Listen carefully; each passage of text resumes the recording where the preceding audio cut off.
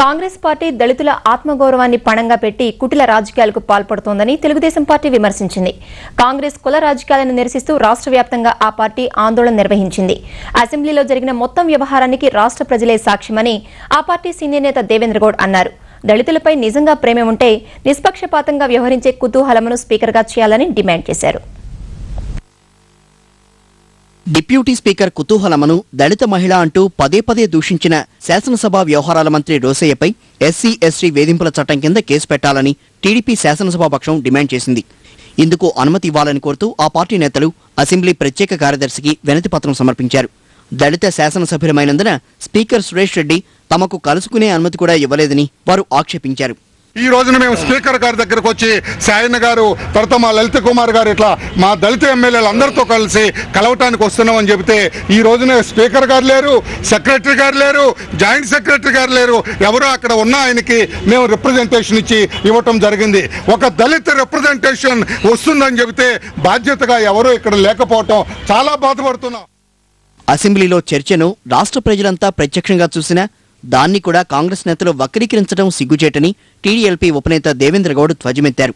అవినీతి కుంభకోణాల నుంచి ప్రజల దృష్టి మరల్చేందుకు ఈ తరహా చౌకబారు ఎత్తుగళ్లు వేయడం దారుణమని ఆయన విమర్శించారు. అసెంబ్లీ సమావేశాల వీడియో టేప్లను ఆయన మీడియాకు మరోసారి ప్రదర్శించారు.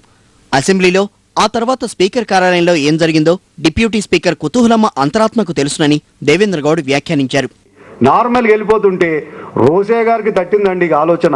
ఇక ఇంతకంటే మంచి అప్పుడప్పుడే ముఖ్యమంత్రి గారు ఆయన గుసగుస మాట్లాడుకొని ఇగో ఇది పెట్టినారు. ఇక ఇది పెట్టేసేసి దీన్ని ఒక సమస్య కింద తయారు చేయాలని చెప్పి అప్పటికి పూర్తిగా భ్రష్టు పట్టిపోయి టోటల్గా రాష్ట్ర ప్రజానికం అంతా కూడా జరుగుతున్న వ్యవహారం అంతా వీళ్ళకి జవాబు చెప్పజాలక దీన్ని మొత్తము ఒక సంఘటనను లేని సంఘటనను కాని సంఘటనను తీసుకొచ్చి ప్రదర్శించినారంటే ఇది ఎంత దిగజారుడుతరం.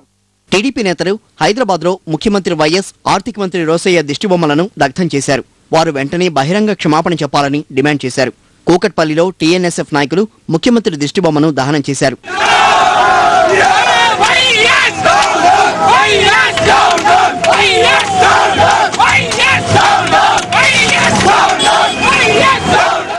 శ్రీకాకుళంలోనూ ఆ పార్టీ నాయకులు పాదయాత్రలు నిర్వహించి ముఖ్యమంత్రి, ఆర్థిక మంత్రి దిష్టిబొమ్మలను దగ్ధం చేశారు.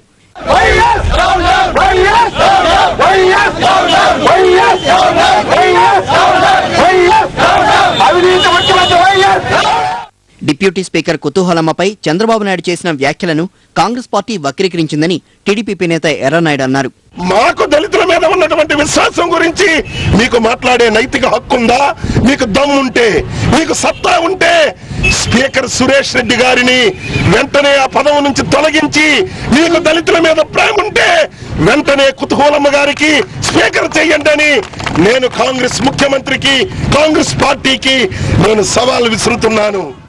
టీడీపీ అధినేత చంద్రబాబును దళిత వ్యతిరేకిగా ముద్రవేయడాన్ని నిరసిస్తూ నిజామాబాద్లో ఆర్థిక మంత్రి రోసయ్య దిష్టిబొమ్మను దహనం చేశారు.